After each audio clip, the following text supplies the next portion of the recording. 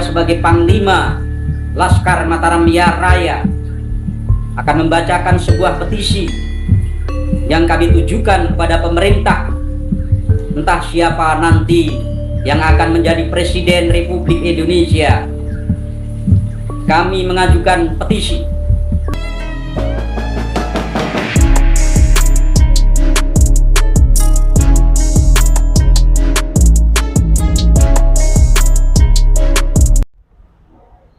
Assalamualaikum warahmatullahi wabarakatuh. Saudara-saudaraku sebangsa setanah air yang kami cintai, yang kami banggakan dimanapun Anda berada, berjumpa kembali dengan kami channel Bejo Donya Akhirat. Terima kasih banyak atas kesetiaan saudara-saudaraku semua, sahabat-sahabatku semua, memantengi terus channel kami, dukung terus channel kami biar terus berkembang. Tentunya harapan kami bisa memberikan kemanfaatan, kemaslahatan fid dini wad dunya hatta akhirah. Allahumma amin. Berikut ini kami sajikan cuplikan video petisi dari 9 aliansi laskar, yang mana petisi tersebut dibacakan oleh Panglima Laskar Mataram Raya. Ditujukan kepada siapa? Ditujukan kepada Presiden terpilih. Tentunya kita semua menanti detik-detik pengumuman dari KPU siapa Presiden terpilih kita. Tanggal 14 Februari 2024 kemarin kita sudah menunaikan kewajiban melakukan pencoblosan, memilih capres dan cawapres periode 2024 ini. Quick count memang sudah menunjukkan bahwa pasangan Bapak Prabowo dan Gibran unggul sementara, tetapi secara prosedural yang berhak mengumumkan siapa yang menjadi Presiden Republik Indonesia itu adalah KPU. Makanya kita tunggu hasil keputusan dari KPU. Walaupun quick count sudah menunjukkan bahwa yang unggul pasangan nomor urut 02. Siapapun yang menjadi presiden, aliansi 9 laskar yang di situ yang berbicara adalah Panglima Laskar Mataram Raya mengeluarkan petisi. Pada intinya petisi tersebut itu isinya ini adalah membubarkan Robitoh Alawiyah, mendesak pemerintah untuk membubarkan Robitoh Alawiyah. Ini menarik. Kenapa sampai sebegitunya? Tentunya berbagai macam makdiroh, alasan atau ilat yang di situ itu sebenarnya sudah begitu meresahkan. Mereka yang mengaku cucu Nabi terus tidak bisa membuktikan tesis dari Kiai Maduddin Usman, membantah tesis Kiai Haji Maduddin Usman Al-Bantani, ini menunjukkan bahwa Robitoh Alawiyah ini organisasi cuma melegitimit seseorang untuk menjadi cucu Nabi tanpa bisa membantah pada saat ada masalah. Belum lagi fenomena-fenomena yang terjadi di tengah-tengah masyarakat, di akar rumput. Bagaimana mereka ndawir, bagaimana mereka mengaku cucu Nabi, terus mengerjakan sesuatu yang di situ itu bertentangan dengan apa yang diajarkan oleh baginda Rasulullah SAW. Dan ini menjadi perhatian. Apa iya cucu Nabi pola tingkahnya kok seperti itu, kan gitu kan? Nah, belum lagi kastanisasi rasis yang mereka terapkan hari ini. Bahwa ngaji dengan Habib Bodoh 1 itu lebih baik dibandingkan 70 kiai alim. ngaji dengan kiai saja itu tidak cukup kalau belum ngaji dengan Habib. Ini seakan-akan ada pengkotak-kotaan tentang ras, tentang suku. Padahal dalam ajaran Islam tidak mengenal itu semua, kan begitu. Islam yang dijadikan tolak ukur adalah standar keilmuan, bukan karena kenasaban. Sekalipun itu nasabnya itu dinisbatkan kepada baginda Rasulullah SAW. Dan hari ini yang terjadi, mereka yang sangat masif mengaku cucu Nabi ternyata tidak bisa membuktikan bahwa dirinya itu cucu Nabi.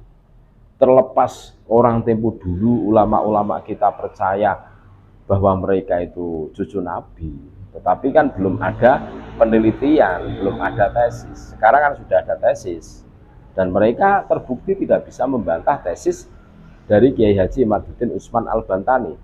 Terus sekarang zamannya sudah canggih, haplogrup turunan Nabi, dzurriyyah Nabi itu jelas, haplogrupnya itu J1. Lah, mereka tidak berani tes DNA. Ya wajar, seumpama aliansi 9 laskar ini mengeluarkan petisi kepada presiden yang terpilih, siapapun Bapak Presiden yang terpilih, karena ini suara dari grassroots bawah. Para kiai-kiai kampung merasakan keresahan-keresahan ini semua. Bagaimana mereka bikin doktrin-doktrin halu yang cenderung menyesatkan kepada umat. Seakan-akan yang paling berjasa di negara ini adalah golongan mereka, yang bikin merah putih mereka, yang bikin lagu Indonesia yang mereka, terus yang berjuang mati-matian, Pangeran Diponegoro klan mereka, Tuanku Imam Bonjol klan mereka. Ini maksudnya apa? Berarti ada pembelokan sejarah. Dan kalau Robito Alawiyah tidak dibubarkan, yang dikhawatirkan ini mereka terus-menerus seperti ini, membelak-belokkan sejarah, mengganti nama-nama tokoh sejarah. Ini kan berbahaya untuk generasi kita yang akan datang. Kita dengarkan bagaimana Panglima Laskar Mataram Raya membacakan petisi untuk presiden terpilih kita nanti. Assalamualaikum warahmatullahi wabarakatuh. Dengan hormat kepada Pemerintah Republik Indonesia, Bismillahirrahmanirrahim, bahwa sesungguhnya kemerdekaan itu adalah hak segala bangsa, dan oleh sebab itu maka penjajahan dunia harus dihapuskan karena tidak sesuai dengan peri kemanusiaan dan peri keadilan.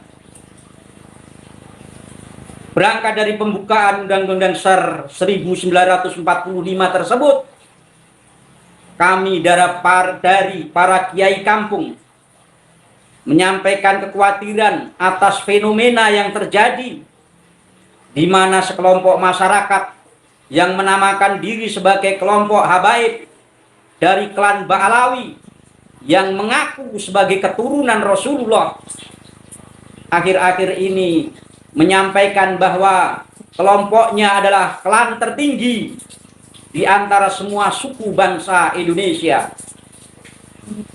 Dan dengan pengakuan tersebut seolah-olah melegitimasi dirinya untuk berbuat melampaui batas, mengkotak-kotakkan kelompok masyarakat dengan melanggar prinsip-prinsip dasar kemanusiaan dan peri keadilan.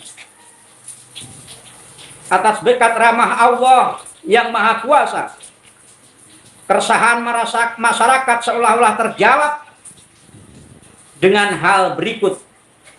1. Adanya tesis kajian nasab yang dilakukan Kiai Haji Imaduddin Al-Bantani mengenai batalnya nasab habaib klan Ba'alawi.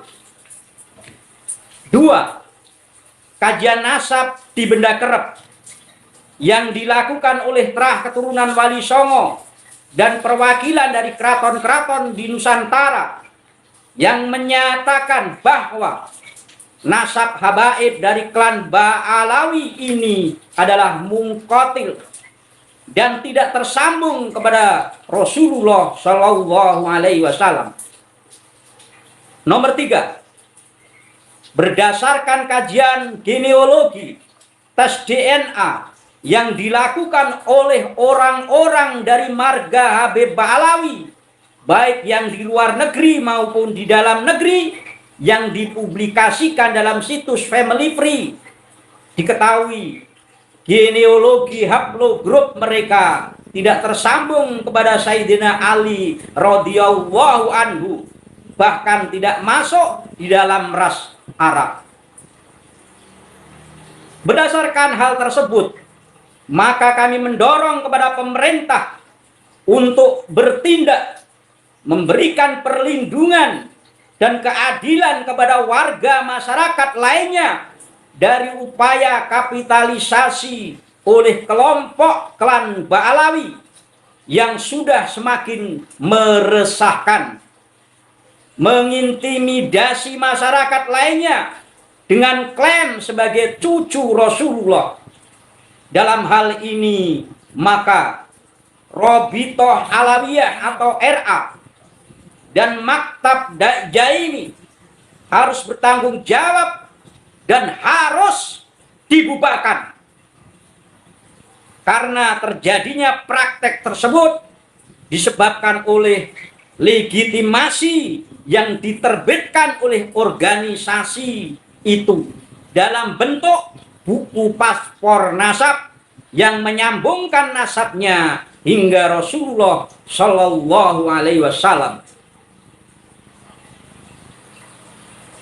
Beberapa pengamatan atas cara dan tindakan dakwah para oknum habaib yang tidak sesuai dengan kaidah moral, baik norma agama, norma sosial, dan butir-butir Pancasila dan Undang-Undang Dasar 1945 dapat kami rangkum sebagai berikut. 1.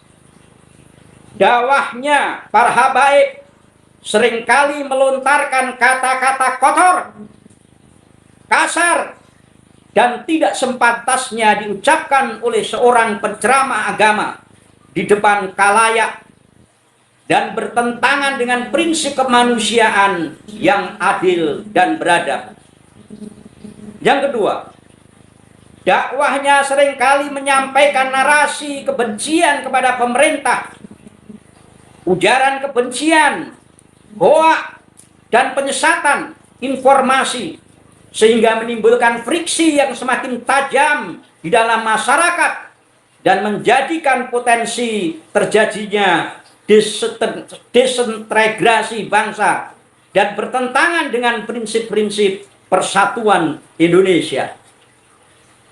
3. Dakwahnya selalu membawa narasi tahayul, mimpi, khurafat, sehingga semakin menjauhkan umat dari akidah yang benar yang mengarahkan kepada kultus individu, sehingga menimbulkan stigma negatif kepada para ulama Ahlus Sunnah wal Jamaah yang mengarah kepada penistaan agama. Hal ini juga tidak sesuai dengan prinsip ketuhanan yang Maha Esa. 4. Dakwahnya para habaib membawa narasi pembelokan dan pembegalan sejarah leluhur, sejarah bangsa, klaim bahwa perjuangan kemerdekaan adalah jasa daripada leluhur mereka. Imam Bonjol dan Pangeran Diponegoro diklaim sebagai klan mereka. Lagu Indonesia Raya, bendera, dan simbol negara diklaim sebagai prakarsa mereka yang tentu bertentangan dengan fakta sejarah perjuangan bangsa.